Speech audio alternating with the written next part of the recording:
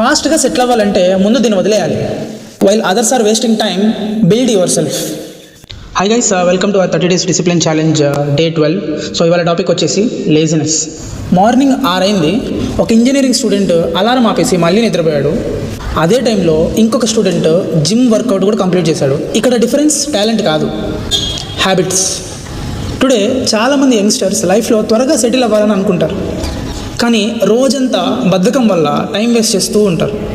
Job చేసే people salary తక్కువ అని కంప్లైంట్ చేస్తారు, కానీ వాళ్ళకి కావాల్సిన డ్రీమ్ శాలరీ, డ్రీమ్ జాబ్ కోసం ఎలాంటి స్కిల్స్ నేర్చుకోరు.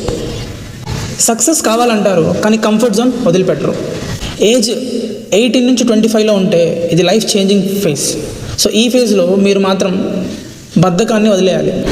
30 ఏళ్ళు వచ్చేసరికి రిగ్రెట్స్ మాత్రమే మిగులుతాయి.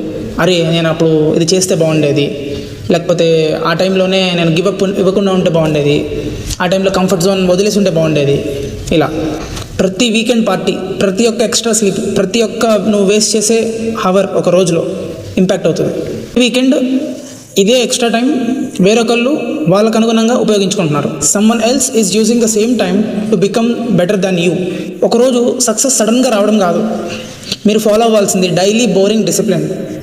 బద్ధకాన్ని వదిలేయండి. నువ్వు ఫాలో అయ్యే డైలీ బోరింగ్ డిసిప్లినే ఒకరోజు నీ ఫ్యూచర్ లగ్జరీని క్రియేట్ చేస్తుంది. So while others are wasting time, build yourself. ఎందుకంటే ఫాస్ట్గా సెటిల్ అవ్వాలంటే ఫస్ట్ నీకున్న లేజీ హ్యాబిట్స్ అన్నిటిని వదిలేయాలి. నీ కాంపిటీషన్ ఎప్పుడైనా నీ కొలీగో, నీ ఫ్రెండో కాదు, నీ బద్ధకం. నీ కాంపిటీషన్ ఎప్పుడు నువ్వే.